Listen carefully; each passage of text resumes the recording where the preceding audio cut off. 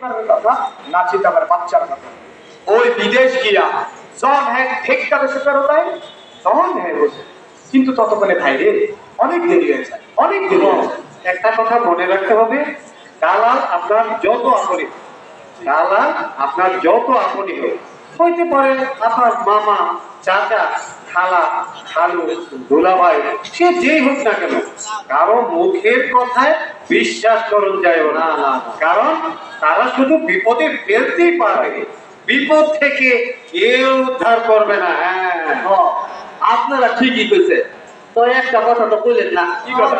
আরে দালাল ছাড়া যে আমাদের এই দেশ থেকে বিদেশ যাওয়ার কোনো উপায় নাই, এই কথা তো আপনারা কইলেন না। তুমি একেবারে ঠিক কথা বলছো ভাই। আমাদের এই দেশ থেকে এই বিদেশ যাওয়ার যে সিস্টেমটা আছে এই পুরো সিস্টেমটা হয়ে গেছে দালালের উপর নির্ভরশীল। তাইলে তো আমাকে হজের দেরি জানান দরকার।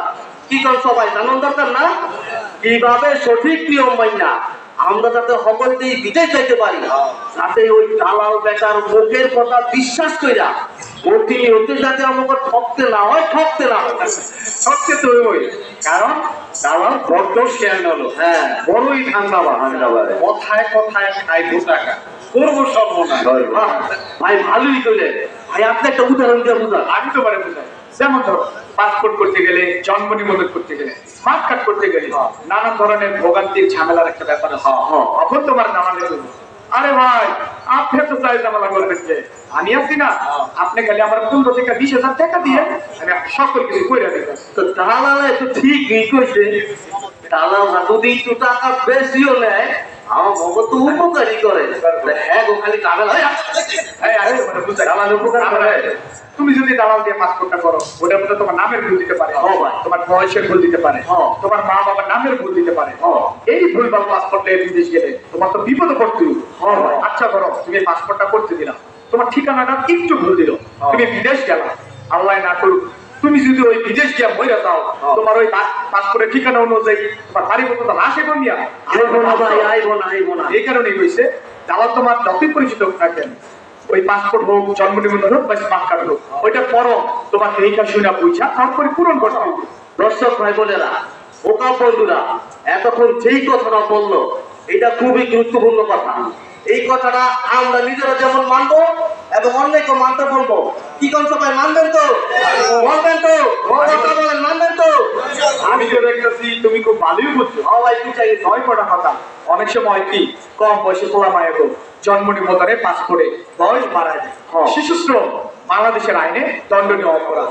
18 বছর আগে কোনো মেয়েকে এবং 21 বছর আগে কোনো ছেলেকে বিবাহ দেওয়া কিন্তু বাংলাদেশের আইনে দণ্ডনীয় অপরাধ।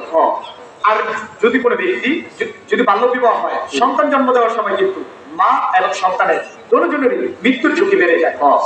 আর যদি কোনো ব্যক্তি বাল্য বিবাহের সাথে কোনো না কোনো ভাবে জড়িত থাকে, বাংলাদেশের আইন অনুযায়ী সর্বনিম্ন 6 মাসের সাজা, সর্বোচ্চ 2 বছরের সাজা, পাশাপাশি 1 লক্ষ টাকা পর্যন্ত জরিমানা হতে পারে। আর আপনারা যদি দেখেন যে আপনাদের এলাকার মধ্যে বাল্য বিবাহ হচ্ছে, তাহলে কিন্তু আপনারা ফোন করতে পারেন। ফোন নাম্বার হচ্ছে 109 এই নম্বরে অথবা 999 এই নম্বরে। আর সরকারি নিয়ম কানুন না মাইন না যদি তুমি ওই বিদেশ যাও, তাহলে কিন্তু তুমিও মানব পাচারের শিকার হইতে পারো। হ্যাঁ, এইবার বুঝলাম আমাদের ছেলে মেয়েদের বয়স সঠিক হওয়া না পর্যন্ত তাদেরকে বিবাহ দেওয়া যাইব না, এবং বিদেশ যাওয়ার ক্ষেত্রে দালালের খপ্পরে পড়ুন যাইব না, দালালের মুখের কথা বিশ্বাস করুন যাইব না। বিদেশ যাওয়ার আগে সকল কাগজপত্র দালাল থেকে বুঝতে লইতেইব, দালালের প্রশ্ন করতে হইব। তো ওই ভাই এখানে একটা কথা আমার কি ধরে আমরা সকলতে সঠিকভাবে সঠিক নিয়ম কানুন মাইনেও যদি বিদেশ যাই, বিদেশ যাওয়ার পরে আমাকে কোনো সমস্যা বলি এইটা একটু বুঝাই না। সকল নিয়ম কানুন মাইনেও যদি বিদেশ যায়, তাইলেও কিন্তু বিপদ হইতে পারে। কি ভাই আপনি একটু বুঝলাম তো? আমি তো পারে বুঝাই। যেমন ধরো তুমি বাংলাদেশের সকল নিয়ম কানুন মাইনা বৈধ পথে বিদেশ গেলা, মালিকের মুখ জয় করা যায় না, কেমন আমরা কাম যায় না, কিন্তু ওই মালিক বেটার মনটা যদি একটু ভালো না হয়, আমার তো একটু কষ্ট করতে হবে। আরে ভাই নেনা কষ্ট করতে হইব। আমি তো ভাই আমার এমন বুঝছি ভোর 5টা বাজে ঘুমের থেকে উঠে রাত্রে 11টা 12টা পর্যন্ত কাজ করে, কামের শেষে একটু ঘুমাইবো, ঘুমানোর ভালো জায়গাও দেয় না, সাপ্তাহিক একটা ছুটিও দেয় না। ওই কাম ওই মনে করো কোম্পানির কামের কথা কইয়া তোমার মরুভূমিতে নিয়ে কামে ফেলা একবারের কামের কথা কইয়া 2-3 বারে নিয়ে কাম করায় এছাড়া যে আরো কত বিপদ আপদ আছে রে ভাই। হ্যাঁ তো কোন আপনার এইগুলা কি কইতাছেন?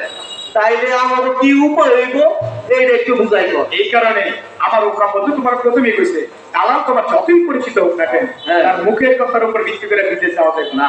বিদেশ যাওয়ার আগে চুক্তিপত্র দেখা তারপরে বিদেশ যাইতে হবে। ভাই চুক্তিপত্র আবার কি? শোনো চুক্তিপত্রটা কি আমি বুঝাই।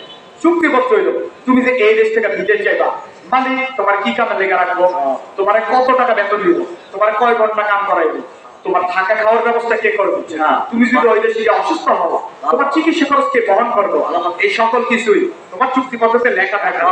তুমি যদি বিদেশ যাওয়ার আগে এই চুক্তিপত্র দেখতে পারো তাহলে তো তুমি বুঝবা বিদেশ গিয়ে তুমি লাভবান হইবা না ক্ষতির সম্মুখীন হইবা। এই কারণে কইছে যে দালালের মিষ্টি মিষ্টি কথার উপর ভিত্তি করে বিদেশ যাওয়া যাবে না।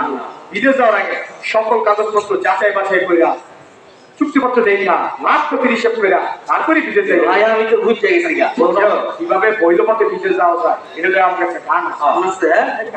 গানটা তো বলে